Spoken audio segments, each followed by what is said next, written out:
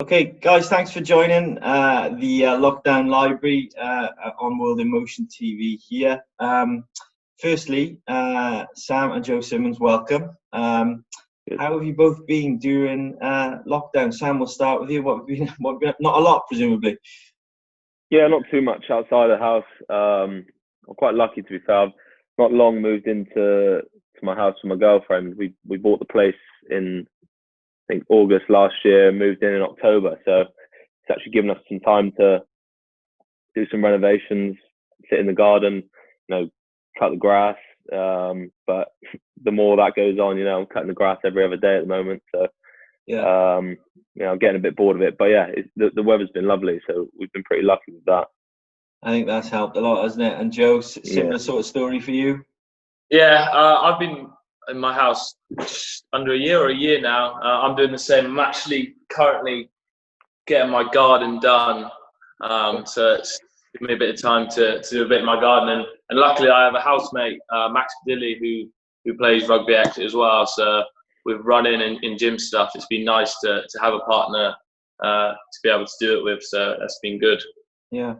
And I guess for both of you, having this time and speaking to various players and clients across different sports, having this time off from the game will probably be, apart from any injury, and Sam will come on to that a little bit later, but apart from any injuries, you guys only get a short period off a time each year, don't you, where you'll generally go on holiday. So having time to do your houses up or, spend time in your gardens and do those sorts of things is probably something totally different for you, Sam, is it?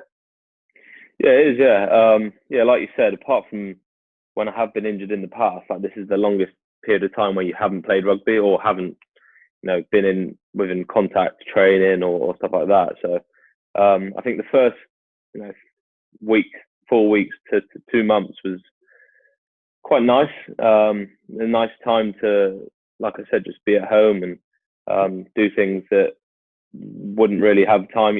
Our schedule is busy. Like throughout the year, it's there's not much time. You might get a week off here and there, but you're always still trying to stay fit and still trying to look towards big games that are coming up. So this has given us a time to really just relax, not think about rugby at all. But I think every aspiring player or good player that is out there is probably now a little bit bored of this and you do want to get back to playing. And for us, it's about winning trophies and winning big games of rugby. Yeah. And Joe, you mentioned you've been doing your garden up. Yeah. Not by himself. Slowly, just pulling up the slabs and stuff like that. I have some bushes that need cutting and stuff like that. But I think in the past, I'm someone that struggles to stay indoors. I'm always a person that wants to be outdoors doing something, whether it's golf, whatever, meeting friends and stuff. So although the first few weeks were all right, it's obviously getting quite tough now.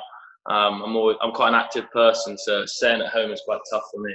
Yeah, and I think, again, sort of reflecting on the conversations I've been having with various other clients, the mental aspect of the last 3 months for athletes has been tough because you are so used to a regime and you're told where to be at what time and in some cases what training kit to put on and when to take your supplements and when you've got to be at lifting certain weights at certain times. So Joe, how have you kind of managed that element of it and the self-discipline, I guess, that is involved with keeping yourself in shape because you have to be ready at, I guess, a minute's or reasonable time's notice. Yeah, I think at the start of it was fairly easy because you just come out of a routine and you kind of know what you're doing. But as weeks go past, I personally find it sometimes quite hard to motivate myself to get out and do something. But I think I've been quite lucky enough to have Max here with me. He's obviously trying to keep himself fit, so we're able to do stuff together. But I think I've definitely struggled these last 4 or 5 weeks to really push myself and get myself to do it. But I know that hopefully there's still a season to be won. So that kind of motivates me to do it. Yeah. And Sam, the same for yourself? I totally agree. Yeah, I totally agree. Must be a Simmons trait that we're naturally quite lazy and like people telling us, what to do each day. But I think that's just how we've kind of grown as players, and we've been in that environment. Well, I've been in that environment for 7 years now, and Joe's probably 5 years, coming up 5 years. So we are used to people telling us what to do with training, and they do send out our schedules and different sessions, and they try and help it. But I think there is that mental battle, and it's technically you don't have to get up each morning. You can do what you want all day and chill out. When you have training, there's times that you have to be in, and you get punishments if you're not in on time and stuff like that. So, but like Joe said, the thing that is getting us through is, at the moment, we're still being told there is potential, and the plan is to get the season back up and running. Yeah. So we don't want to be out of shape and not fit for when we do return to training and ultimately to games, because we want to win. Yeah. It's interesting listening to both of you chat there, and the similar kind of mindsets that you both got there. What was it like growing up in the Simmons household? I'll start with you, Sam, and the competitiveness, I guess, between all of you. Yeah. How your parents managed that. I mean, it's really interesting to see both obviously at the same club. So how was it growing up in the Simmons household? Yeah, like Joe said earlier, he was always naturally wanting to get out and not wanting to stay in the house. So to be honest, on weekends and stuff like that, we didn't really see that much of each other. As we got older, and I lived back at my mum's house until I was 24, so I only moved out about a year ago, and Joe was still there as well. So as we got older, I think we did start to clash, and it was more when we started playing together. I think because we saw each other every day. Yeah. We'd come home and we'd sit on the Xbox and pretty much not see each other for the rest of the evening, because we'd been in an environment where you're taking the mick out of each other all day, you're bantering and training together, that probably don't want to see each other when you get home. Yeah. But as we growing up, we were always very competitive. We'd always want to I guess be the best. We were always, I'd say, top of the groups in like our individual classes and stuff like that, and in the sport element. Maybe not education wise, we didn't really get too good grades. Joe will tell you about that, but definitely in the sports at school, like every day was, that was what we looked forward to doing, and I think we're pretty similar on that basis. Yeah, and sort of similar for you there, Joe. Yeah, I think it's been lovely not living with him now. We've been out of the house for a couple of years. Yeah, it is similar. I think he's right. When we're both at home, we obviously worked together, trained together, and then we lived at home together. So it was nice to have our own time. We used to play on the Xbox quite a bit and stuff like that. But I think now that we're kind of living apart, I think it's kind of made us a bit closer, because when we do see each other, we like to do things, and I guess it's just living apart. But I think definitely growing up, we're competitive. For me, obviously Sam's 2 years younger. We went to the same rugby college. We've done similar things, and I think it was always a case where I didn't want to be left behind. He was obviously doing well. He got signed at Exeter 2 years before me. And I think growing up, I was never probably as good as him in rugby than he was. So I was always pushed to get a contract with Exeter, and luckily it come around. But I think for me, it was always just making sure I haven't been left behind, kind of thing. Yeah. And did you find? Sorry, Sam, go on. I was going to say, I think with Joe, before he got, with me, when I got signed, it was, I went to Ivy Bridge College, and that was what I wanted to do. I wanted to push on, and I was quite small, but I always wanted to push on and play for Exeter and try and get a contract. And it wasn't until my second year, late on, and Rob Gibson asked me if I wanted to come up and play in an A-League game. So it was quite late that I signed for Exeter. I didn't think I was going to get a contract out of college, and for me that was like the be all and end all. But for Joe, it was, you didn't get a contract straight out of college. It was you did like the kind of like the apprenticeship. Apprenticeship. So it was It was a bit of a weird way. I had to kind of work my way up it. So I'd done 2 years of college, and I'd done something that was called apprenticeship. I'm not really too sure how it works, but I had to then just spend a year training and doing a bit of work outside it as well. Right. And then enough, I was able to do the pre-season. I played in the sevens, and then played a game against Bath in a pre-season game. Signed straight after the game. So yeah, I was lucky enough to get the opportunity to play a couple of games. Yeah. And did you feel that pressure then, Joe? Obviously, when Sam signed his contract, an additional kind of, or quite, did it then become more important for you, or did you just carry on and kind of have the mindset that if it happens, it happens? Yeah, I think I put a bit of pressure on myself, I guess, because at that time I didn't have a clue of what I was going to do after college if rugby didn't pay off. So in that sense, I probably did put a bit of pressure on myself. But for me, I think it was just making sure that I'm playing well, I'm training well. And if I'm good enough, then you'll have the opportunity to play and they'll sign you. So I try just to, I still do it, to be fair, week in, week out, just focus on what I have to do through the week and the games coming up to then get signed. But yeah, the same in college, I think, just work my way up, and if I'm good enough, I'll get the opportunity to play. It'll work out, yeah. And then obviously both signing for Exeter. What's it like in and around the camp, working with Rob Baxter? Obviously, he's got a tremendous pedigree. As a coach, you've been involved in some really successful teams down there. Sam, I'll start with you. What's it like working with Rob and the culture at Exeter and how it generally runs down there?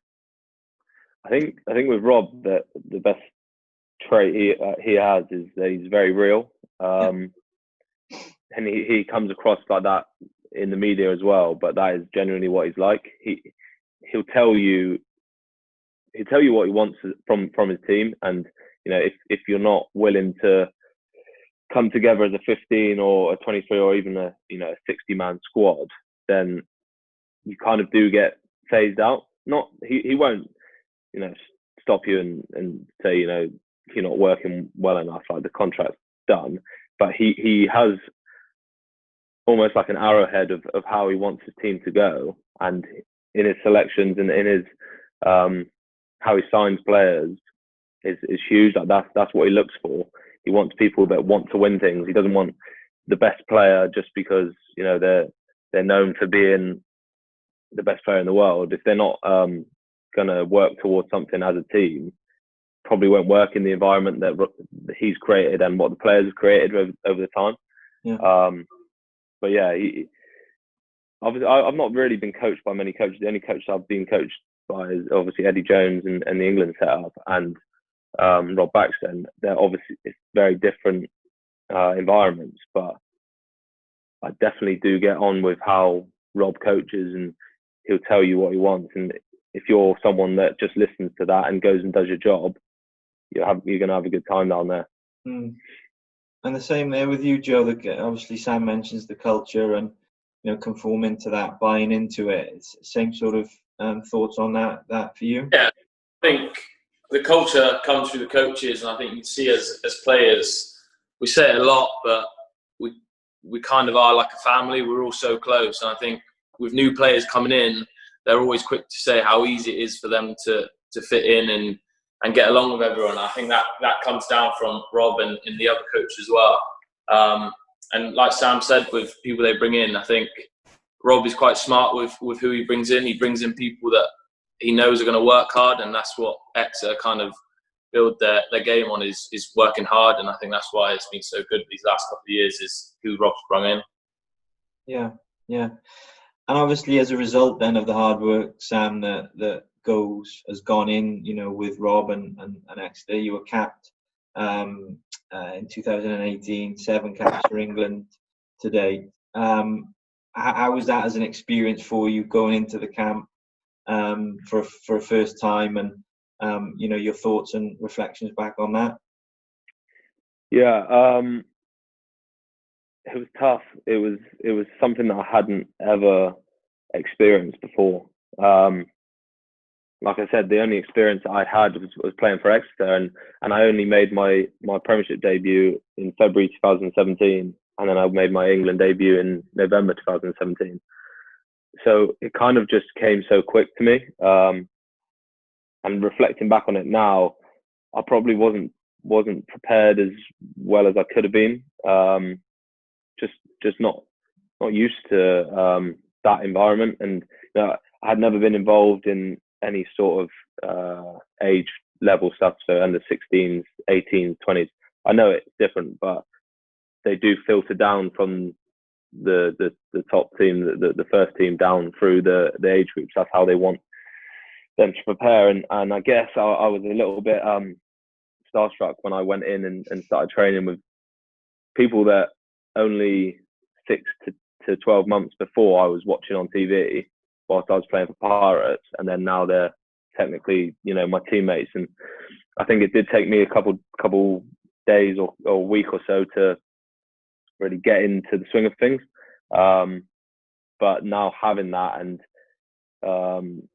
being injured and, maybe playing after I came back from injury, not playing my best rugby to starting this season and start getting back up to playing some of my best rugby again, it does make me want to get back to that level and be able to perform better in an England shirt. Yeah, and you mentioned we talked about environments earlier, Sam. What's the contrast the two for me, if you will, the England environment as opposed to the Chiefs? It's you live and breathe it. You live and breathe it. You from the time you get to the camp to say it's a Six Nations, it's an 8-week or 9-week camp. It's rugby and it's about winning, which is the mentality you have to have. But sometimes it's tough. Sometimes you don't see your family, your loved ones, and especially people with kids. It's a tough time. But whereas you work with Rob for 365 days a year, but it's day to day. It's you come in and you maybe train for a couple of hours, you have your food together and stuff like that. Whereas when you're involved in an England camp, it's 24/7, which needs to be. Look how well they did in the World Cup. It is creating something that they're going to be proud of, but it's tough as well. And I think most boys will agree with that.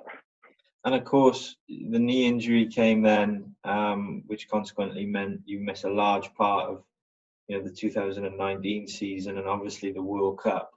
That must have been desperately disappointing for you. Yeah. At the start of the season, of that season before I got injured, I definitely thought, next year there's a World Cup. If I play well this season, there might be a chance that, I get picked and go, because that's all that I'd done the season before. When I first got, my first caps was I was playing well for Exeter.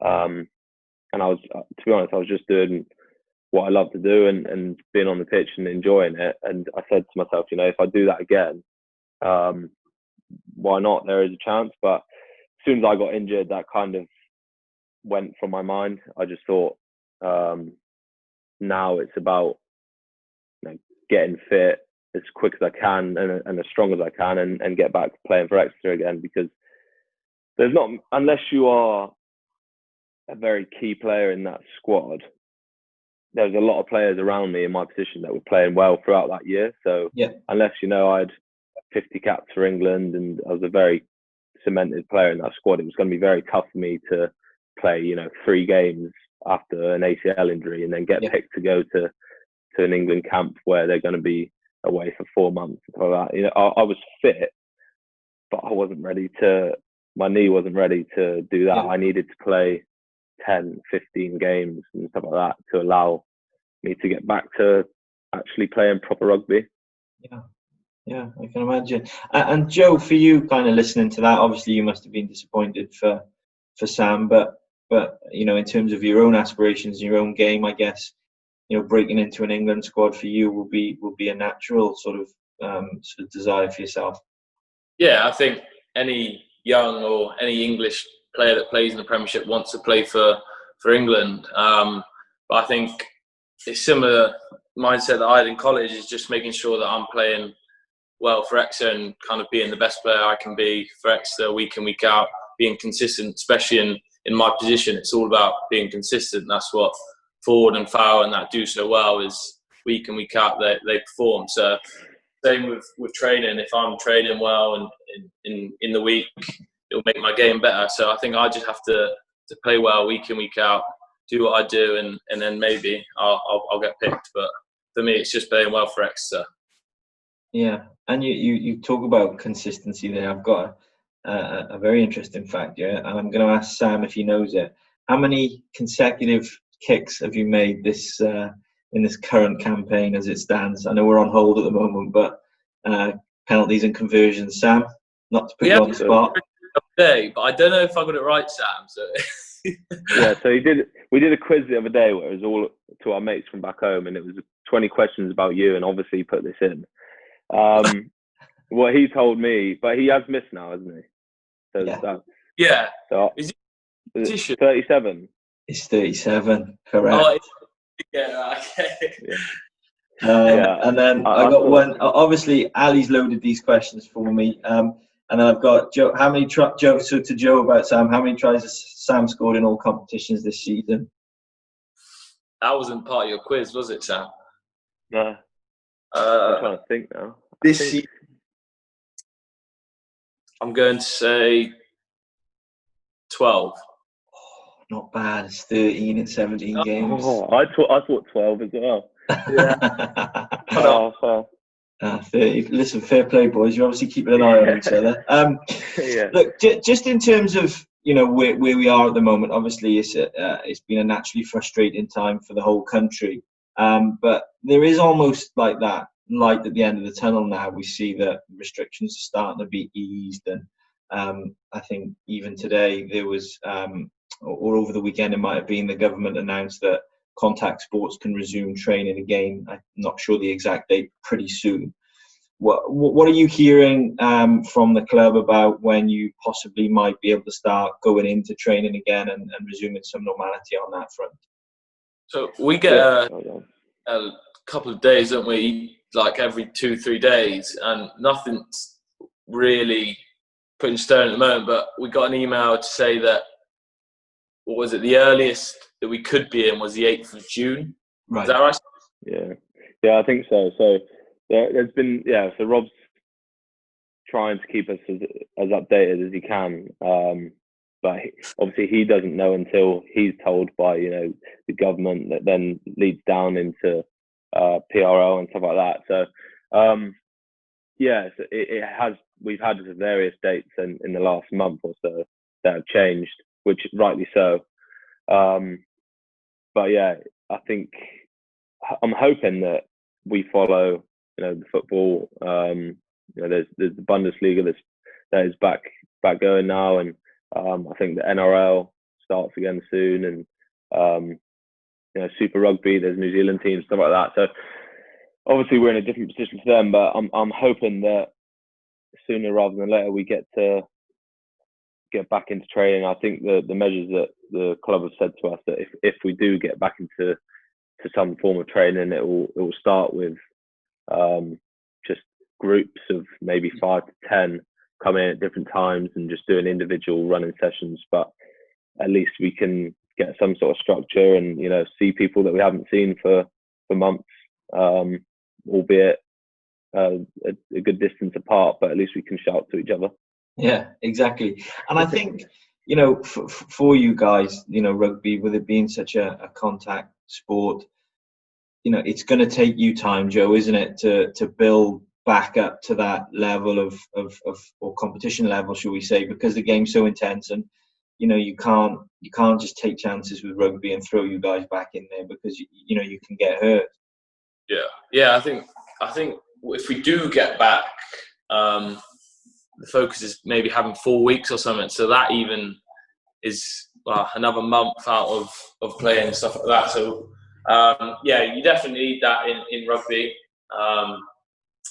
But yeah, it's going to be tough for the conditions and stuff like that to get a plan in for us for when we get back in. Yeah, I can imagine that you guys, when you have your summer break and you go back in, I would imagine the level of pre-season, nobody really looks forward to it, do they? But after having this extended break off, Sam, now going back to this, I mean, you must be dreading it. Although you're looking forward to seeing Yeah, them again, you must be dreading the thought of yeah. the intensity of it all. I think that's another, motivational factor that's made me get up and run and do some weights, is that I don't want to be breathing out of my backside when we get back into actual fitness and stuff like that. To be fair, in the past, we've been lucky that a lot of our fitness, we do our fitness tests, which are ranked, but then when we get into actual, longer distance fitness, it's all rugby based. So it's all ball based, and where other teams may do like 3 or 4 weeks of just running and then they bring a ball in. Exeter, thank God, have always had the focus on the rugby, but like high intensity. But I just don't. Well, there's no way that we're going to be able to do that for the first 2, 3, 4 weeks of when we get back in. So yeah, that could throw a spanner in the works a little bit. Yeah, a bit tough. Yeah, I can imagine. Yeah, I mean, the thought of some of the things that you guys do and all the rest of it. I mean, crikey, it's going to be short, sharp, and intense. But I think the best we can hope for, Joe, I guess, will be August, if things continue to trend downwards, and we can get some rugby back on in August. Yeah, it'll be a bit of a different time, obviously, with the heat and stuff like that as well. So, I'm gonna struggle.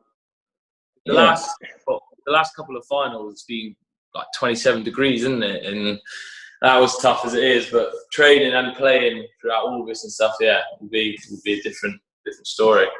And then I guess, for both of you, Sam, you can start off with this one. When you do get back, hopefully get back, you'll be able to resume and finish off the Premiership. Looking to just carry on from where you left off, I guess, and push on from there. Yeah, we had some, great results before we ended.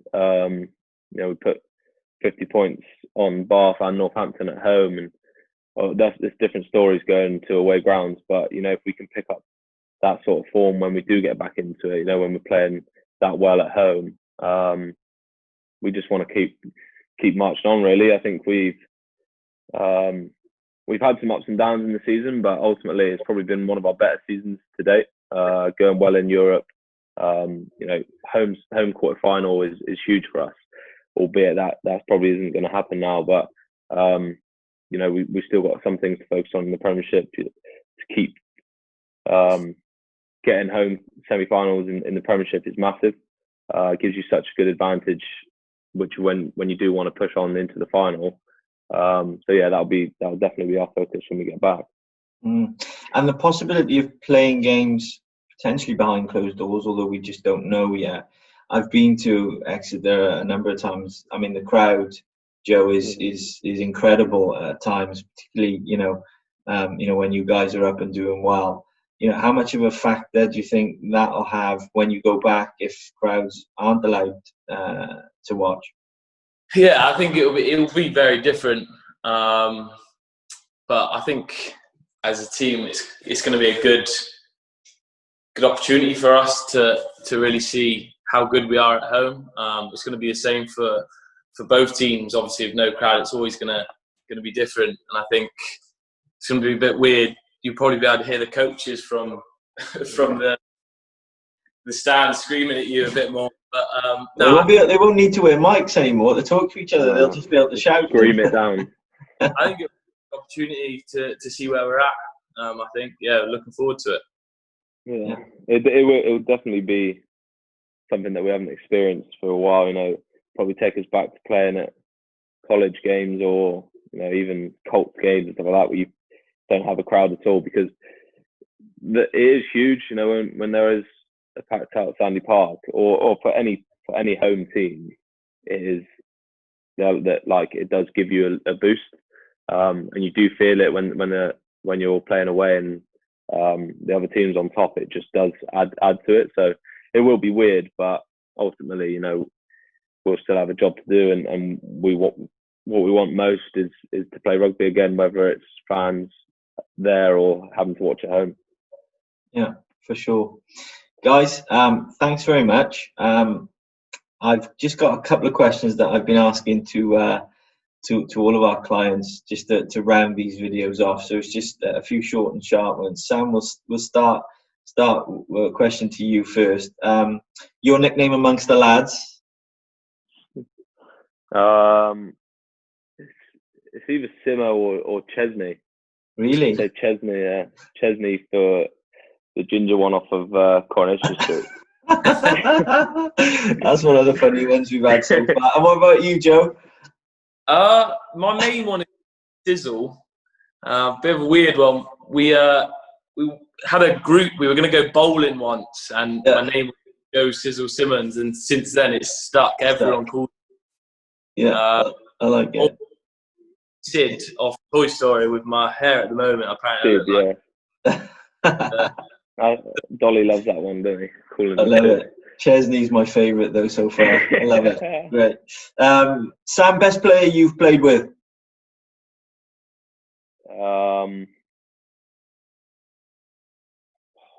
That's tough. I think I'd have to say probably Owen Farrell. Yeah, he's an ultimate professional. Yeah. And yeah, he's done very well in his career, and he's still only 27 or 28.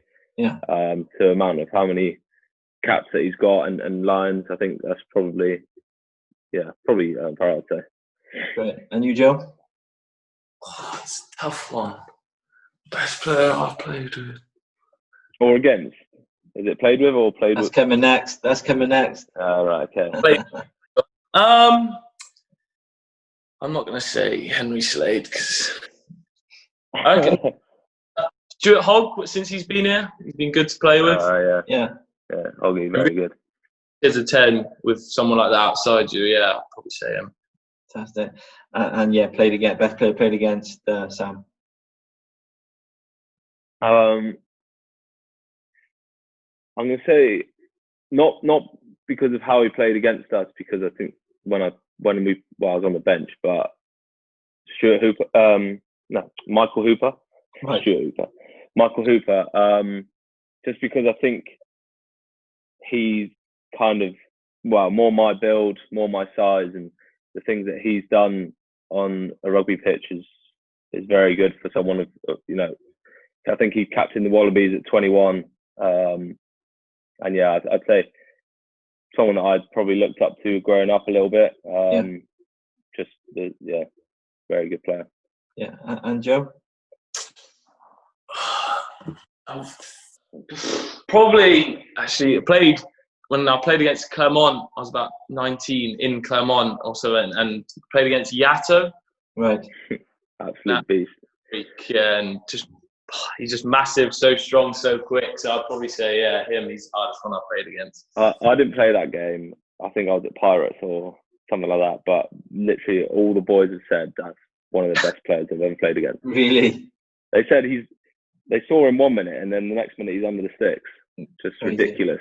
Scored a try a couple of years ago in the Heineken Cup final when he ran over Owen Farrell, wasn't it? And that was he's just. And then I guess the answer would be the same for both of you. But Sam, to you again. Favourite ground? Sandy Park.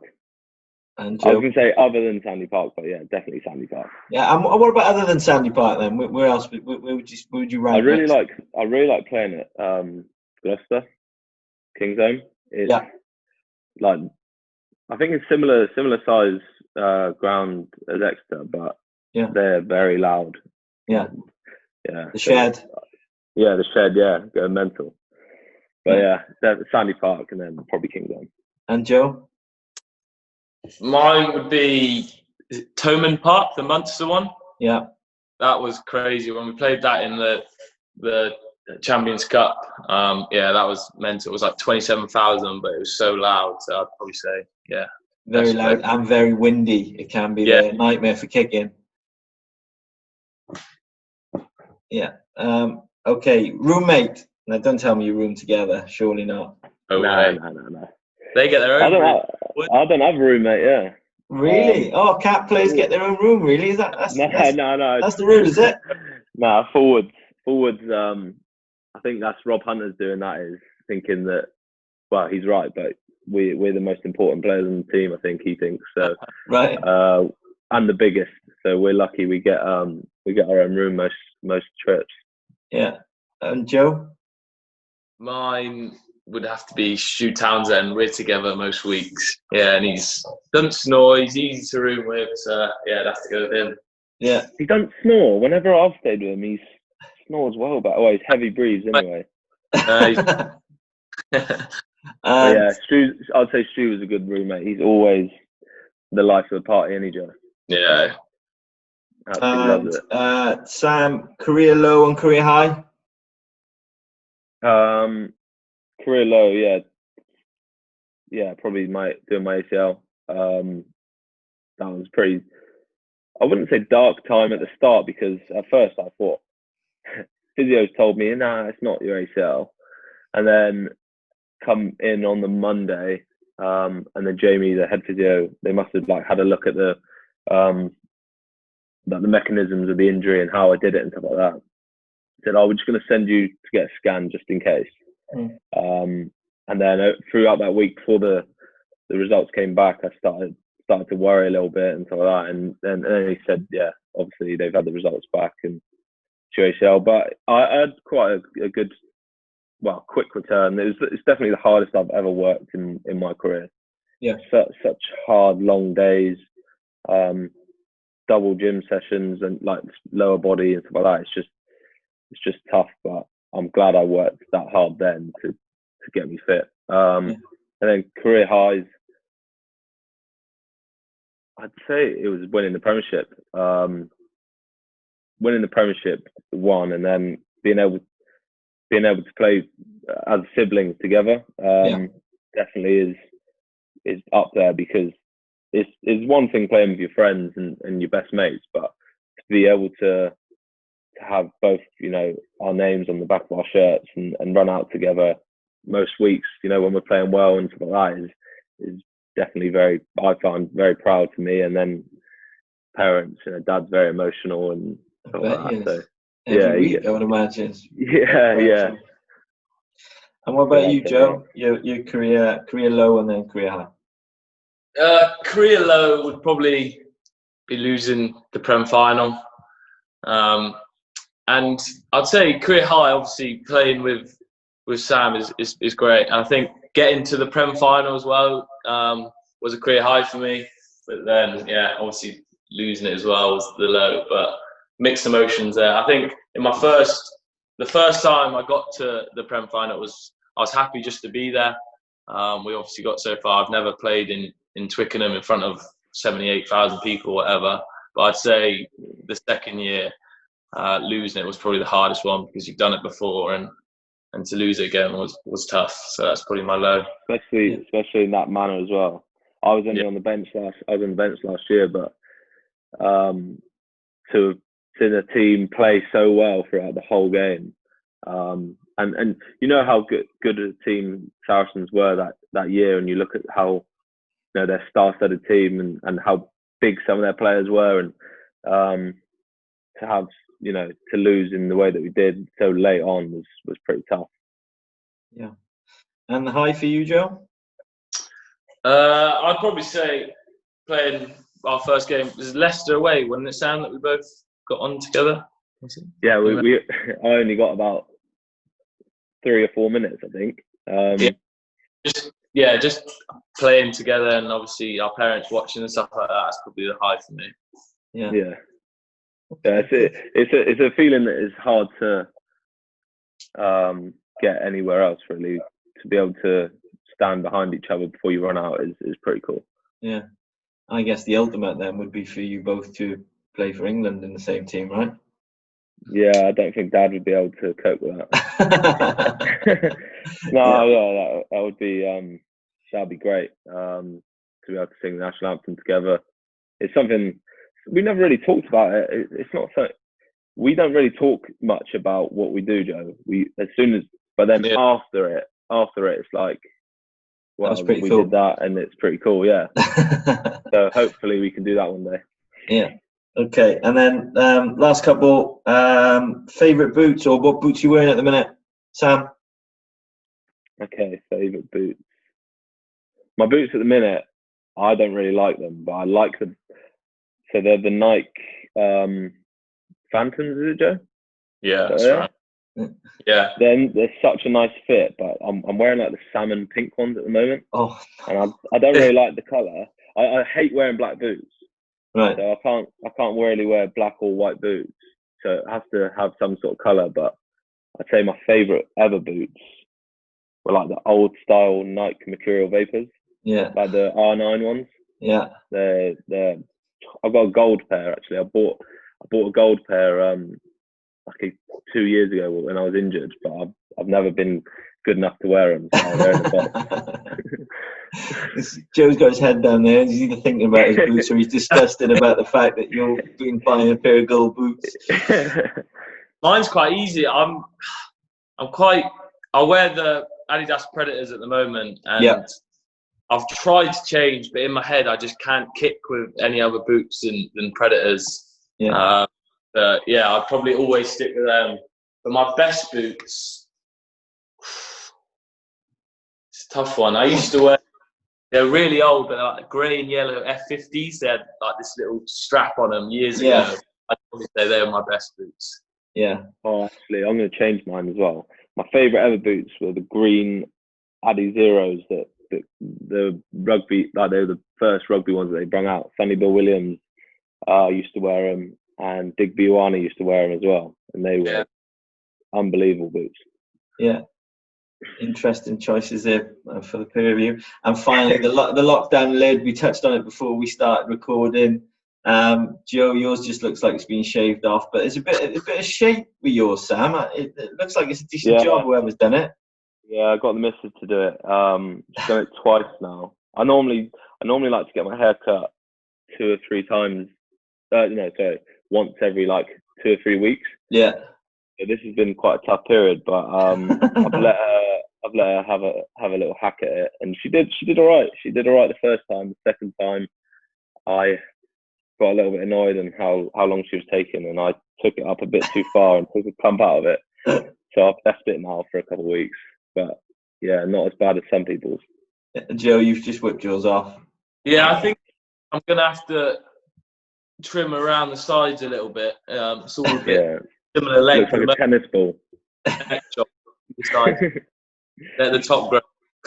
A few stragglers. Obviously, that's going to be a big sort of point of contention when you go back into training. You know, all the boys, when you do get back together, some of the haircuts and styles that are going to be on show is going to be tragic.